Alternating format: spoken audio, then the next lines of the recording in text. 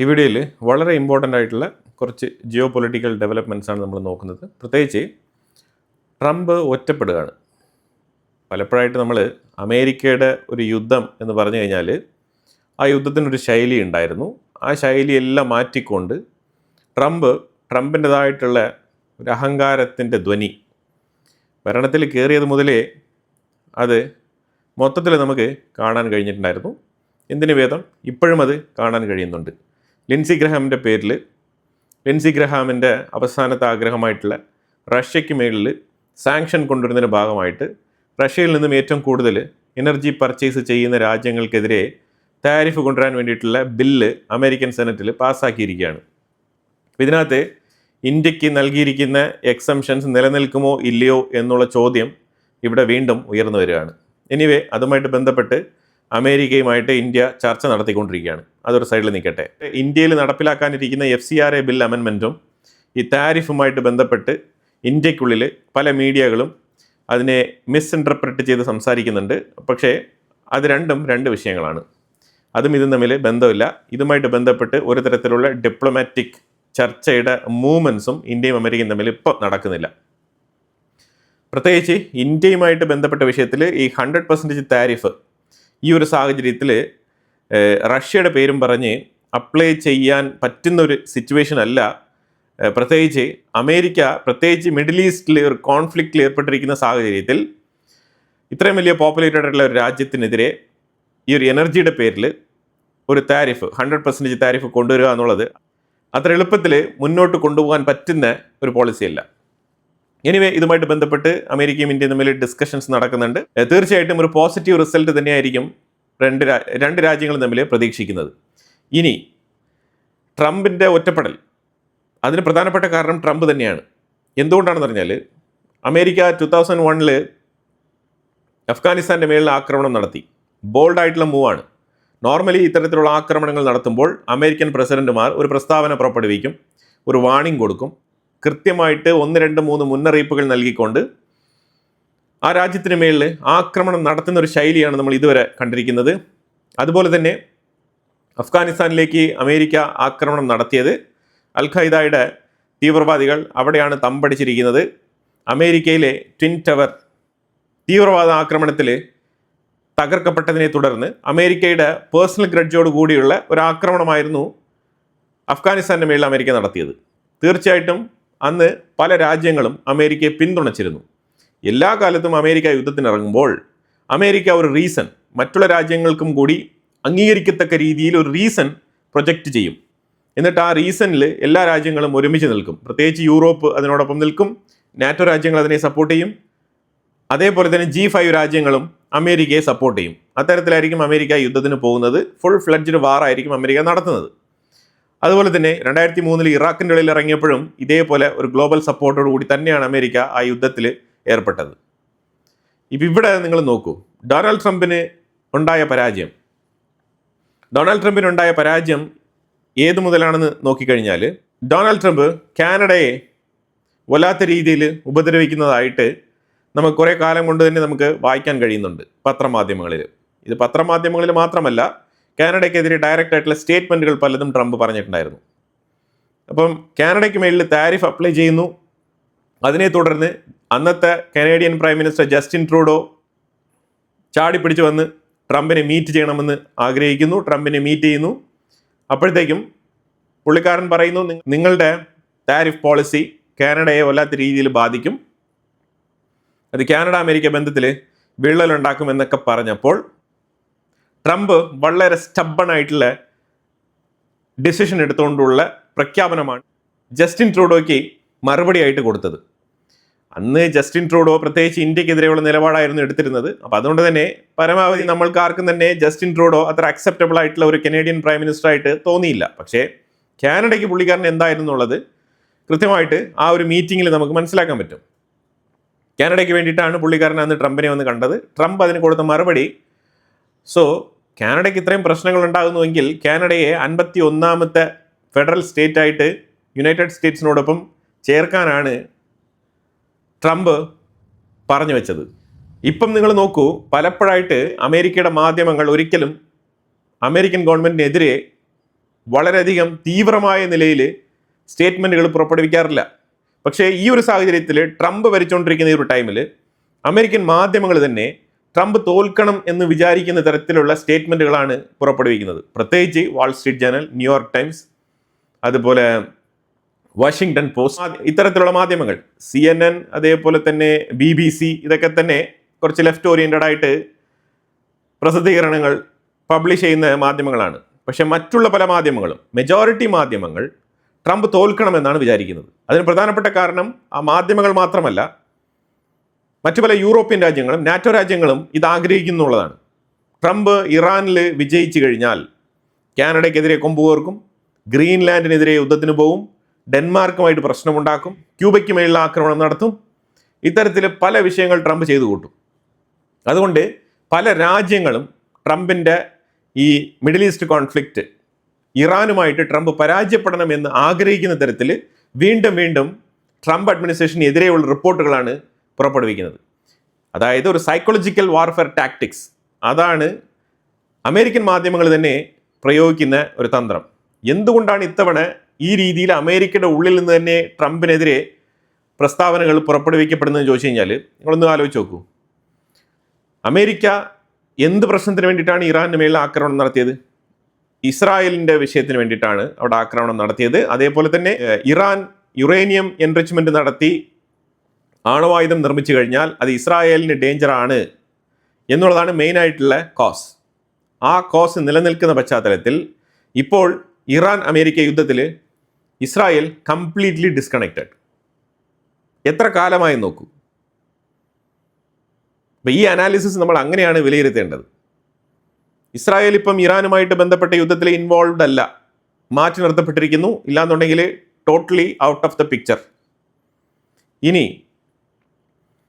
2 ദിവസങ്ങൾക്ക് മുമ്പ് Saudi Arabia ഒരു മാരിടൈം സെക്യൂരിറ്റി അലയൻസ് വിളിച്ചു ചേർത്ത് 17 രാജ്യങ്ങൾ അതിൽ പങ്കെടുത്ത് ഒപ്പുവെച്ചിട്ടുണ്ടായിരുന്നു. ആ 17 രാജ്യങ്ങളിലും പ്രത്യേകിച്ച് സൗദി അറേബ്യ വിളിച്ചു ചേർക്കുന്ന മാരിടൈം സെക്യൂരിറ്റി അലയൻസിൽ അമേരിക്ക പാർട്ട്ണർ അല്ല. അമേരിക്ക ഇല്ലാത്ത ഒരു 17 രാജ്യങ്ങളുടെ കൂട്ടായ്മയാണ് സൗദി അറേബ്യ വിളിച്ചു ചേർത്തിരിക്കുന്നത്. ഇത് ക്ലിയർ ആയിട്ട് മിഡിൽ ഈസ്റ്റിലും അമേരിക്കയുടെ ആ ഒരു സാന്നിധ്യം, അതിൻ്റെ ഒരു ലൂപ്പ് ഹോൾ, അതിൻ്റെ ഒരു വീക്ക്നെസ് ആണ് ഇവിടെ ചൂണ്ടിക്കാണിക്കപ്പെടുന്നത്. ഇനി ഇറാൻ ആണെന്നുണ്ടെങ്കിൽ ഈ യുദ്ധത്തിനെ പൊളിറ്റിക്കലി മോട്ടിവേറ്റഡ് ആയിട്ടുള്ള ഒരു സ്ട്രാറ്റജി ഉപയോഗിച്ചുകൊണ്ടാണ് ഈ യുദ്ധത്തിനെ അപ്രോച്ച് ചെയ്യുന്നത്. പക്ഷെ അമേരിക്ക എക്കണോമിക് സ്ട്രാറ്റജി മെത്തേഡാണ് ഈ യുദ്ധത്തിൽ ഉപയോഗിക്കുന്നത്. ഉടനീളം ട്രംപ് അങ്ങനെയാണ് ഉപയോഗിക്കുന്നത്. നിങ്ങൾ നോക്കൂ, ഈ യുദ്ധത്തിൻ്റെ ഇടയിൽ പലപ്പോഴായിട്ട് പലതരത്തിലുള്ള എഗ്രിമെൻറ്റുകളും അതുപോലെ ചർച്ചകളൊക്കെ നടന്നിട്ടുണ്ട്. പക്ഷേ ട്രംപ് ഉപയോഗിക്കുന്ന ഒരു ടെർമിനോളജി എന്ന് പറഞ്ഞാൽ ഡീലാണ്. ഡീൽ. എന്ത് ഡീൽ? ഡീൽ എന്ന് പറഞ്ഞാൽ തന്നെ നമ്മൾ മനസ്സിലാക്കിക്കോണം, അതൊരു എക്കോണമി ഇൻട്രസ്റ്റഡ് ആയിട്ടുള്ള ഒരു സ്റ്റേറ്റ്മെൻ്റ് ആണ്. ട്രംപ് എപ്പോഴും ഡീൽ എന്നാണ് പറഞ്ഞുകൊണ്ടിരിക്കുന്നത്. ഇറാൻ അമേരിക്ക യുദ്ധവുമായിട്ട് ബന്ധപ്പെട്ട വിഷയത്തിൽ ട്രംപിന് അമേരിക്കൻ മാധ്യമങ്ങൾക്കെതിരെ മാത്രം 600 truth social media post publish ചെയ്യേണ്ടി വന്നിട്ടുണ്ട്. ഖേദകരമാണ്. അമേരിക്കൻ പ്രസിഡന്റുമാരുടെ ചരിത്രത്തിൽ തന്നെ ഇത്തരത്തിൽ 600 സോഷ്യൽ മീഡിയ പോസ്റ്റ് പബ്ലിഷ് ചെയ്ത് ക്ലാരിഫിക്കേഷൻ കൊടുക്കേണ്ട ഒരു സാഹചര്യം ഉണ്ടായിട്ടില്ല. ചരിത്രത്തിൽ ആദ്യമായിട്ടാണ് ട്രംപിന് ആ ഒരു അവസ്ഥ വന്നിരിക്കുന്നത്. ഇവിടെയാണ് നമ്മൾ ട്രംപ് ഐസൊലേറ്റ് ആയിരിക്കുന്ന ഒരു അവസ്ഥ വളരെ ക്ലിയർ കട്ടായിട്ട് നമുക്ക് മനസ്സിലാക്കാൻ പറ്റുന്നത്. ഇനി ഒരു വിഷയം കൂടി ഞാൻ ഇതിൽ ആഡ് ചെയ്യാം. അതായത് ഒരു യുദ്ധം നടന്നുകൊണ്ടിരിക്കുമ്പോൾ തന്നെ ആ രാജ്യത്തിൻ്റെ വളരെ കോൺഫിഡൻഷ്യൽ ആയിട്ടുള്ള വെപ്പൺ സ്റ്റോറേജ്, അതിൻ്റെ സ്റ്റോക്ക് പൈൽസുമായിട്ട് ബന്ധപ്പെട്ട കോൺഫിഡൻഷ്യൽ ഡേറ്റ അത് അമേരിക്കൻ മാധ്യമങ്ങൾ തന്നെ പബ്ലിഷ് ചെയ്യാണ്. എന്തുകൊണ്ട്? അമേരിക്കൻ മാധ്യമങ്ങൾ തന്നെ വിളിച്ചു പറയുകയാണ്, അമേരിക്കയുടെ കയ്യിൽ ഇറാൻ ആക്രമണത്തിന് വേണ്ട രീതിയിലുള്ള ആയുധങ്ങളുടെ സ്റ്റോറേജ് ഇല്ല, ആയുധങ്ങളുടെ ഷോർട്ടേജ് ഉള്ളതുകൊണ്ട് ഇറാൻ യുദ്ധം മുന്നോട്ട് കൊണ്ടുപോകാൻ അമേരിക്കയ്ക്ക് കഴിയില്ല എന്നുള്ള തരത്തിൽ അമേരിക്കൻ മാധ്യമങ്ങൾ തന്നെയാണ് പബ്ലിഷ് ചെയ്യുന്നത്. ഇവിടെയൊക്കെ ക്ലിയർ കട്ടായിട്ട് നമ്മൾ പറഞ്ഞു വെച്ച ട്രംപിനെ തോൽപ്പിക്കാൻ ഒരുങ്ങുന്ന അമേരിക്കൻ മാധ്യമങ്ങൾ, മറ്റുള്ള മാധ്യമങ്ങളല്ല, അമേരിക്കൻ മാധ്യമങ്ങൾ, അതാണ് നമ്മളിവിടെ വളരെ വ്യക്തമായിട്ട് മനസ്സിലാക്കേണ്ടത്. അപ്പോൾ ഇതെല്ലാം വളരെ കൃത്യമായിട്ട് മനസ്സിലാക്കിക്കൊണ്ട് 2 വിഷയങ്ങൾ നടന്നിട്ടുണ്ട്. ഒന്ന്, ബഹ്റൈൻ, കുവൈറ്റ് ഉൾപ്പെടെയുള്ള രാജ്യങ്ങൾക്ക് patriot missile air defence systems supply ചെയ്യാൻ വേണ്ടിയിട്ടുള്ള പുതിയ കരാർ സൈൻ ചെയ്തിട്ടുണ്ട് അമേരിക്ക. അതായത് സൂചിപ്പിക്കുന്നത് നമ്മുടെ അടുത്ത് ഇനഫ് ക്വാണ്ടിറ്റി വെപ്പൺസ് ഉണ്ട്, നമ്മളിതാ പുതിയ എഗ്രിമെന്റ് സൈൻ വെച്ച് ബഹ്റൈനിലേക്കും കുവൈറ്റിലേക്കും നമ്മൾ ആയുധം സപ്ലൈ ചെയ്യുകയാണ് എന്നുള്ള തരത്തിലൊന്ന് വരുത്തി തീർക്കാൻ വേണ്ടിയിട്ടുള്ള ഒരു ഡീലുമായിട്ട് ബന്ധപ്പെട്ട ചർച്ചകൾ നടന്നിട്ടുണ്ട്. നമ്പർ 1. നമ്പർ 2, ഉക്രൈന് ആയുധങ്ങൾ കൊടുക്കുന്നില്ല. ഇത് കൃത്യമായിട്ട് മനസ്സിലാക്കിക്കൊണ്ട് ഇറാൻ ആണെന്നുണ്ടെങ്കിൽ ഒരു ഡോമിനേഷൻ ആഗ്രഹിക്കുന്നുണ്ട്. അവർ വീണ്ടും 9 പോയിന്റ് അടങ്ങുന്ന ഒരു ഇൻസ്ട്രക്ഷൻ അഥവാ ഒരു കണ്ടീഷൻ മുന്നോട്ട് വെച്ചിട്ടുണ്ട്. ആ 9 പോയിന്റ് അടങ്ങുന്ന കണ്ടീഷൻ അമേരിക്ക വഴങ്ങുമോ ഇല്ലയോ എന്നുള്ളതിലാണ് മിഡിൽ ഈസ്റ്റിന്റെ ഫ്യൂച്ചറിലേക്കുള്ള ഒരു പീസ് പ്ലാൻ, അല്ലെങ്കിൽ ട്രംപിന്റെ ഭാഷയിൽ പറയുകയാണെന്നുണ്ടെങ്കിൽ ഡീൽ അടങ്ങിയിരിക്കുന്നത്. ഇറാൻ അമേരിക്കയ്ക്ക് മുന്നോട്ട് വെക്കുന്ന 9 കണ്ടീഷനിൽ ഒന്നാമത്തെ condition end US military threats and attacks against Iran. രണ്ടാമത് US മിലിറ്ററി ഫോഴ്സ് റീജിയനിൽ നിന്നും പിൻവലിക്കണം. മൂന്നാമത് എൻഡ് നേവൽ ബ്ലോക്കേഡ്, ഇറാനിലേക്ക് വരുന്ന കപ്പലുകളെ തടയുന്ന പരിപാടി അത് അവസാനിപ്പിക്കുക. 4, lift US sanctions against Iran, ഇറാന് മേൽ ഇട്ടിരിക്കുന്ന ഉപരോധങ്ങളെല്ലാം നീക്കം ചെയ്യുക. 5, ഇറാന്റെ ഫ്രോസൺ ഫണ്ടുകളെല്ലാം റിലീസ് ചെയ്ത് കിട്ടണം. War reparation for damages caused by the conflict, അതുപോലെ ഇനി ഇറാന് മേളിൽ ആക്രമണം നടത്തത്തില്ല എന്നുള്ളൊരു ഉറപ്പും കൂടി കൊടുക്കണം അത്രേ. 8, freedom of navigation, strait of ഹോർമസിൽ ഉറപ്പ് വരുത്തണം. അതുപോലെ ഇറാന്റെ ഇന്റർണൽ വിഷയങ്ങളിൽ ഇന്റർഫിയർ ചെയ്യാൻ പാടില്ല. അതായത് യുറേനിയം, ആണവായുധം, സ്ട്രേറ്റ് ഓഫ് ഹോർമസിലെ സർവീസ് ഫീ, ഇതുമായിട്ട് ബന്ധപ്പെട്ട വിഷയങ്ങളിലൊന്നും അമേരിക്ക ഇടപെടരുത്. അതുമാത്രമല്ല, ട്രംപ് ആദ്യം പറഞ്ഞു വെച്ച 60 ദിവസം കഴിഞ്ഞ് കഴിഞ്ഞാൽ സ്ട്രേറ്റ് ഓഫ് ഹോർമസിൽ കപ്പലുകൾ സേഫായിട്ട് ട്രാൻസിറ്റ് ചെയ്ത് പോകണമെന്നുണ്ടെങ്കിൽ ഒരു സർവീസ് ഫീയും കൂടി ഞങ്ങൾ ആഡ് ചെയ്യുന്നുണ്ട് എന്നുള്ളതാണ് ഇറാൻ്റെ സൈഡിൽ നിന്ന് പറഞ്ഞിരിക്കുന്ന 9 കണ്ടീഷൻ. അവർ പറഞ്ഞിരിക്കുന്നത് നിങ്ങൾ ഈ സർവീസ് ഫീയുമായിട്ട് ബന്ധപ്പെട്ട് വലിയ രീതിയിൽ ആശങ്കപ്പെടേണ്ടതില്ല. ലോകത്ത് സൂയസ് കനാലിൽ സൂയസ് കനാലിൽ അവർ ടോൾ പിരിക്കുന്നുണ്ട്, പാനമ കനാലിൽ ടോൾ പിരിക്കുന്നുണ്ട്, ഇങ്ങനെ ലോകത്ത് പല സ്ഥലത്തും ടോൾ പിരിക്കുന്നുണ്ട്. ടോൾ പിരിക്കപ്പെടാത്തൊരു 3 സ്റ്റേറ്റ് എന്ന് പറഞ്ഞാൽ 1 Bab el Mandeb, 2 strait of Hormuz, 3 strait of Malacca. ഈ 3 സ്റ്റേറ്റുകളാണ് പണപ്പിരിവില്ലാതെ കാര്യങ്ങൾ മുന്നോട്ട് നീക്കുന്നത്. അപ്പോൾ ഇവിടെ മനസ്സിലാക്കേണ്ടത് ഈ പറഞ്ഞ 3ഉം നാച്ചുറൽ സ്ട്രേറ്റുകളാണ്. അവിടെ ആരും തന്നെ കഷ്ടപ്പെട്ട് ഒന്നും പണിയെടുത്തിട്ടല്ല ആ സ്ട്രേറ്റ് ആയിട്ട് നിലനിൽക്കുന്നത്. പക്ഷെ മറ്റത് സൂയസ് കനാലും അതുപോലെ പാനമ കനാലും അത് രണ്ടും മാൻ മെയ്ഡഡ് ആണ്. അതുകൊണ്ട് അവിടെ ടോളുണ്ട്. ഈ വ്യത്യാസം കൃത്യമായിട്ട് എടുത്ത് പറയാതെയാണ് ഇറാൻ സ്ട്രേറ്റ് ഓഫ് ഹോർമസിൽ ടോൾ പിരിക്കാൻ വേണ്ടിയിട്ട് തയ്യാറെടുക്കുന്നത്. ഇനി ഇസ്രായേൽ ആണെന്നുണ്ടെങ്കിൽ ശക്തമായ രീതിയിൽ ലെബനൻ്റെ ഉള്ളിൽ ആക്രമണങ്ങൾ തുടരുകയാണ്. വളരെ എഫക്റ്റീവായിട്ടുള്ള അറ്റാക്കാണ് നടത്തിക്കൊണ്ടിരിക്കുന്നത്. 5250 പാട്രിയോട്ട് എയർ ഡിഫൻസ് സിസ്റ്റം, അതേപോലെ തന്നെ താഡ് ഇൻ്റർസെപ്റ്റേഴ്സ്, ഇതെല്ലാം തന്നെ മിഡിൽ ഈസ്റ്റ് രാജ്യങ്ങളിലേക്ക് സപ്ലൈ ചെയ്യാൻ ഒരുങ്ങുന്നതായിട്ട് അമേരിക്ക പറയുന്നുണ്ട്. ഇപ്പോൾ ഈ മേൽപ്പറഞ്ഞ 9 കണ്ടീഷൻ വെച്ച് നോക്കുകയാണെന്നുണ്ടെങ്കിൽ ഇറാൻ അമേരിക്ക യുദ്ധം കണ്ടിന്യൂ ചെയ്തു പോകുമെന്നാണ് മനസ്സിലാക്കാൻ പറ്റുന്നത്. കാരണം ട്രംപിന് ഉദ്ദേശിക്കുന്ന തരത്തിലുള്ള റിസൾട്ട് ഇതിൽ കിട്ടില്ല. അതായത് ഈ സ്ട്രേറ്റ് ഓഫ് ഹോർമസ് ഡീലിൽ പോലും കിട്ടില്ല എന്നുള്ളതാണ് യാഥാർത്ഥ്യം. അതുപോലെ അഡ്നോക്കിൻ്റെ ഓയിൽ വെസൽ ആക്രമിച്ച് കടലിൽ മുക്കിക്കളഞ്ഞതിനെതിരെ UAE കൺടെംപ്റ്റ് നോട്ടീസ് പബ്ലിഷ് ചെയ്തിട്ടുണ്ട്. ഉക്രൈന് മേളിൽ റഷ്യ ഓവർനൈറ്റ് അറ്റാക്ക്, 4 പേർ കൊല്ലപ്പെട്ടു, 7 പേർക്ക് ഗുരുതരമായ പരുക്ക്. കീവ് സറൗണ്ടിങ് റീജിയൻസ് കേന്ദ്രീകരിച്ചാണ് റഷ്യ അറ്റാക്ക് നടത്തിയത്. പൊക്കൈക്ക ബ്രോവറി ഡിസ്ട്രിക്ട് 3ലാണ് കൂടുതൽ ആക്രമണങ്ങൾ നടത്തിയിരിക്കുന്നത് റഷ്യ. അതുപോലെ തന്നെ ഇറാൻ്റെ ഉള്ളിൽ നിന്ന് വരുന്ന ഒരു വാർത്ത എന്ന് പറഞ്ഞാൽ, നമ്മൾ ഇതിനു മുമ്പ് തന്നെ മുജ്തബ ഖൊമേനിയുമായിട്ട് ബന്ധപ്പെട്ട് ഡൗട്ട്ഫുൾ ആയിട്ടുള്ള പല വാർത്തകളും നമ്മൾ പറഞ്ഞിട്ടുണ്ട്. ഞാൻ ഇന്നലെ കൂടി മുജ്തബ ഖൊമേനി വളരെ ക്രിട്ടിക്കൽ കണ്ടീഷനിലാണെന്നുള്ളൊരു വാർത്ത പുറത്തു വരുന്നതായിട്ട് പറഞ്ഞിട്ടുണ്ടായിരുന്നു. അപ്പോൾ എന്തായാലും മുജ്തബ ഖൊമേനി കൊല്ലപ്പെട്ടു എന്നുള്ളൊരു വാർത്തയാണ് ഇസ്രായേലിൻ്റെ സൈഡിൽ നിന്നും പുറത്തു വരുന്നത്. ഇറാൻ്റെ സൈഡിൽ നിന്നും ഒരു തരത്തിലുള്ള കൺഫർമേഷൻ വന്നിട്ടില്ല ഇതുവരെ. പക്ഷെ ഇവിടെ നമ്മൾ മനസ്സിലാക്കേണ്ടത് മുജ്തബ ഖൊമേനിയുടെ കണ്ടിന്യൂസ് ആയിട്ടുള്ള ആബ്സെൻസ് അത് ശരിക്കും പലരിലും ഡൗട്ട്ഫുൾ ആയിട്ടുള്ള ഒരു കാര്യമായിട്ട് തന്നെയാണ് നിലനിൽക്കുന്നത്. തീർച്ചയായിട്ടും ആയത്തുള്ള അലി ഖൊമേനി കൊല്ലപ്പെട്ടതിനെ തുടർന്ന് ഇമീഡിയറ്റ് ആയിട്ട് മുജ്തബ ഖൊമേനിയുടെ മരണവും കൂടി നമ്മൾ പറയേണ്ടതില്ല.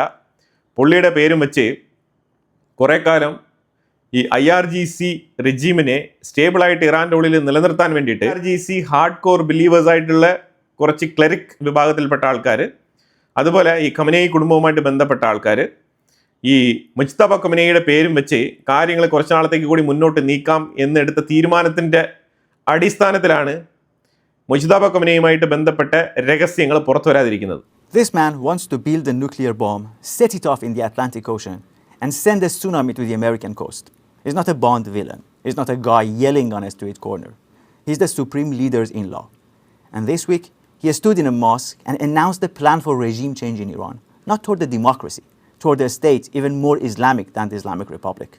Stay with me. It gets stranger. طرح و برنامه اجرایی نظام ولایی رو هم طراحی کردیم حتی در تشکیلات کلی که ما چگونه از جمهوری اسلامی گذر کنیم به حکومت اسلامی. Mohammad Baqir Kharrazi is as inside gets. His father sat in the assembly that picks the supreme leader. His uncle ran Iran's foreign ministry for years. His sister is married to the late supreme leader's son, Mujtaba's brother, Masoud. And he runs his own party, called Hezbollah of Iran. Yes, that name. His movement goes straight back to the Islamic Revolution of 1979, the street enforcers of the new order. The Lebanese Hezbollah you've heard of came later, built on that model and ideology. He once ran for president, promising to bring back Tajikistan and Azerbaijan, lands that centuries ago were part of Iran's empire. But here's what he actually is: a populist with impeccable timing, a man who watched the throne go silent and decided to become its voice. So this week, he releases a video. The Islamic Republic, he says, simply doesn't work anymore. We already built a shadow government, 60 thick volumes of plans for all organizations. از که 60 جلد قطور به این کلوفتی اشاره در جلسه بعدی من میارم ببینید دوستان. به این کلوفتی در ریزترین مسائل هر ارگان و نهادی ما الان طرح و برنامه داریم. Every follower recruits 17, 250 per city, 1,000 cities, 250,000 believers. And then his words: we surround the ministries. را میندازن میریزیم تمام این وزارت‌ها رو محاصره میکنیم. خوبه؟ And he called the sitting president of Iran a buffoon. The Persian word is al-dang. And trust me, it sounds exactly as bad as it is. Nothing happened to him. And remember where we are. This is the country where a satirist put one dot, a single punctuation mark, under the supreme leader's tweet. The dot got more likes than the leader. He got 12 years in prison. One dot, 12 years. A plan to surround the ministries, nothing. Now the man, Kharrazi, says he's behind all this. He claims 40 years of friendship with the new supreme leader, private meetings, and says Mujtaba wants exactly what he wants. And in the same speech, he says Mujtaba must understand that 250,000 believers stand ready to move. So who is this friend? The new supreme leader, Mujtaba Khamenei. 5 months in power, no photo, no audio, no video.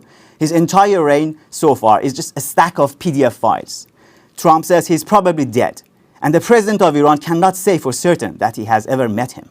Mujtaba's office called Kharrazi's claims fabricated. His answer on formal clerical letterhead: I accept your denial. Let's see if it survives the changes that are coming. Translation: I know something you don't. Now here's the frame to keep. When Iranians talk about regime change, they mean out of clerical rule, toward a secular democratic Iran. Even the government's own leaked polling says barely 9% want things as they are. Kharrazi is planning regime change in the exact opposite direction. Delete the republic, keep the Islamic. دیگه انقلاب اسلامی، جمهوری اسلامی به قدری وسیع شده که جمهوری اسلامی جواب نمیده. So why is he still free, still talking? 3 possibilities I can think of. 1, there is no Mujtaba left to rein anyone in. 2, there is a Mujtaba, alive on paper, ruling by PDF, in no condition to rule anything. Or 3, Kharrazi is auditioning, positioning himself as the right hand of the other Khamenei brother, his own in-law, Masoud, for the day succession question opens again. Because if this system has one slim card left, it's turning the leadership into a dynasty. And nobody is betting on that horse louder than this man in the video. 1 dot, 12 years. 1 takeover plan, silence. In Iran, that's not a contradiction. That's a clue. അപ്പോൾ എന്തായാലും ഇപ്പോൾ തൽക്കാലം പല രീതിയിലുള്ള റൂമറുകൾ പുറത്തു വരുന്നുണ്ട്. ഒന്നെങ്കിലും പുള്ളി appear ആവും. അതൊരു പക്ഷേ ഇറാൻ ഇത്രയും നാളും പറഞ്ഞു പറ്റിച്ചുകൊണ്ടിരിക്കുന്നത് പോലെ ജീവനോടെ ആയിരിക്കില്ല. അത് എയ്തർ കോമ സ്റ്റേജ് അല്ലാന്നുണ്ടെങ്കിൽ മൃതദേഹമായിരിക്കാം എന്നാണ് പരമാവധി അനാലിസ്റ്റുകളുടെ വിലയിരുത്തൽ. അപ്പോൾ എന്തായാലും വളരെ വളരെ ഇമ്പോർട്ടൻ്റ് ആയിട്ടുള്ള വിഷയങ്ങളാണ് നമ്മൾ വീഡിയോയിൽ പങ്കുവച്ചത്. ഇതിനെക്കുറിച്ചുള്ള അഭിപ്രായങ്ങൾ കമൻറ്റ് ബോക്സിൽ രേഖപ്പെടുത്തുക. കൂടുതൽ വാർത്തകളുമായിട്ട് അടുത്ത വീഡിയോയിൽ വരാം. Thank you so much.